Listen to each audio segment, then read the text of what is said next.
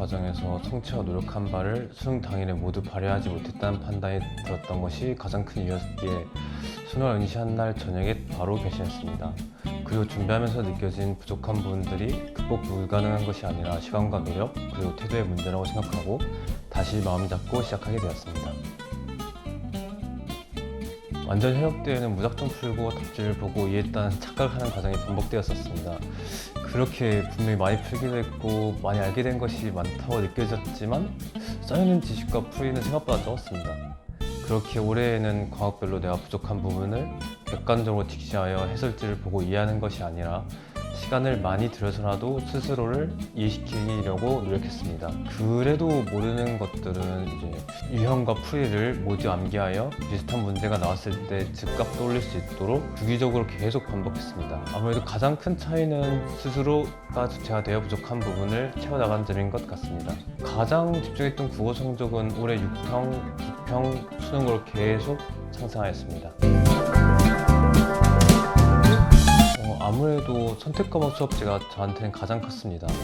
학생마다 강점을 갖는 과목이 다르기에 필요로 하는 과목별 학습량이 상이할 수밖에 없습니다. 그렇게 부족한 과목을 더 자주 학습해야 하는데 이때 선택 과목 수업제가 많은 도움을 주었습니다. 저 같은 경우는 국어 과목이 가장 큰 약점이어서 국어 수업 실수를 다른 과목보다 많이 넣고 자신 있는 수학 그리고 탐구 과목 시간을 줄여서 부족한 점을 집중적으로 보완할 수 있었습니다. 또한 무한 패스로 강의를 무료로 계속 재수강 가능했기에 이해 안 되었던 수업 또는 다시 듣고 싶었던 수업을 자습실에서 공부하다가 언제든 들을 수 있었기에 의문점을 즉시 해결할 수 있었습니다. 마지막으로 지방에서 저는 올라왔기에 인근 학사를 이용하였는데 의대관 전략 담임 선생님이 직접 운영하신 학사가 인근에 있었기에 여러모로 편리하여 선택하게 되었습니다. 저한테는 나만의 시간표가 가장 도움이 되는 프로그램이었습니다. 수업과 인강을 아무리 많이 들어도 결국 수능 때까지 가장 많은 비중을 차지하는 시간은 자습하는 시간입니다. 그렇게 내가 주체가 되어 공부를 계획하는 것이 습관이 들고 그 습관 속에서 스스로 이상적인 계획을 세워 공부를 해야 수능까지 긴 시간을 효율적으로 보낼 수 있습니다. 필요한 수업은 듣고 그 외 시간은 추가로 인강을 듣거나 배운 것에 대한 복습할 시간을 충분히 확보하는 나만의 시간표를 구성할 수 있도록 시스템이 구축되어 있어서 정말 큰 도움을 받았고 이 프로그램이 4번 선택에 있어 가장 큰 이유였습니다. 저에게 있어서는 이영빈 선생님의 시즌4 독서 개념 및 실무 만점을 향한 마무리 수능 독서 피날레가 가장 도움이 되었습니다. 중요한 수능을 코앞에 둔 시즌4에 다양한 EBS 연계 지문과 항상 보던 기출지문과는 다른 낯설지만 좋은 지문을 다양하게 접하면서 공부해야 수능에서 어떤 지문이 나오든 잘 풀어낼 수 있습니다. 게다가 충분한 양의 추가 공부 자료도 제공해 주셨기에 이영빈 선생님이 특강과 연계해서 같이 들었을 때 가장 큰 시너지를 발휘하여 수능 국어에 완벽히 대비할 수 있었습니다.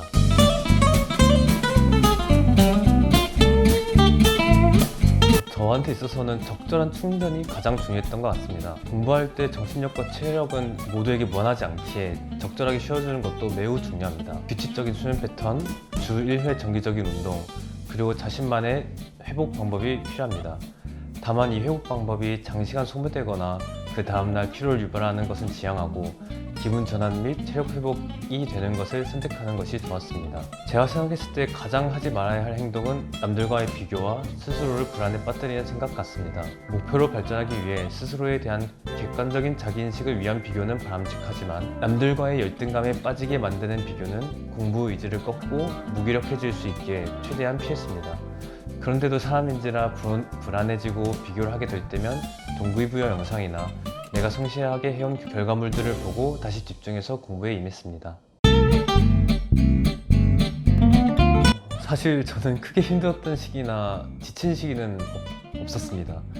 그래도 비교적 힘들었을 때를 떠올려 보면 아무래도 이전에 했던 공부를 반복해야 했을 때 그리고 틀렸던 문제와 비슷한 유형을 다시 틀렸을 때 생기게 되는 나는 해도 안 느는구나 라는 생각이 들었을 때 같습니다. 저는 이럴 때마다 내가 부족해서 그런가로 스스로 인정한 후 해당 유형을 계속해서 반복해서 떠올리고 암기하고 머릿속에 각인시키려고 노력했습니다. 그리고 모르는 문제를 맞닥뜨릴 때 두려움이나 스트레스를 받기보다는 부족한 부분을 하나도 메꿀 수 있는 좋은 기회라고 생각하고 접근했습니다. 제가 생각하는 모의고사는 이름 그 자체로 모의고사일 뿐입니다. 수능을 준비하기 위해 어떤 시험을 어떤 시기에 치르든 말 그대로 수능을 준비하는 모의고사에 불과합니다. 그 내용과 결과에 일희일비하지 않았습니다. 다만 시험에 응시할 때 내가 수능에서 임하는 태도와 마음가짐으로 푸는 과정에서의 잘못된 점을 찾으려고 노력했습니다. 실수는 어떤 지점에서 많이 하는지, 어떤 문항에서 시간을 많이 소모하는지, 그리고 내가 시험 운영을 어떻게 할 때 가장 좋은 결과를 이끌어낼 수 있었는지를 끊임없이 확인했습니다. 저는 올해 수학 핏이 개인적으로 가장 좋았습니다. 계산도 어느 정도 요구하고 복잡한 문항도 있었기에 단계별로 풀어가면서 부족한 지점을 하나씩 집어내기 좋았습니다. 모의고사는 실전 운용이 가장 중요하기에 학원 차원에서 매주 토요일에 재원생들이 모여서 현장감을 느끼면서 풀었던 수학 핏이 새로운 상황에서의 대처, 그리고 현장에서 막히거나 어려움을 겪을 때 해야 할 태도를 확립하는 데에 많은 도움이 되었습니다. 수능을 준비함에 있어서 혼자 달리기 힘들 때 부족하고 인지하지 못하는 부분을 채워주실 수 있는 존재라고 생각합니다. 결국 공부는 스스로가 하는 것이지만 수능에 관한 경향이나 정보, 그리고 다양한 조언을 많이 들으면서 수능을 목표로 정조준할 수 있게 많은 도움을 주셨습니다. 재수를 결정하여 열심히 할 마음을 먹었다면 미친듯이 달려야 한다고 생각합니다.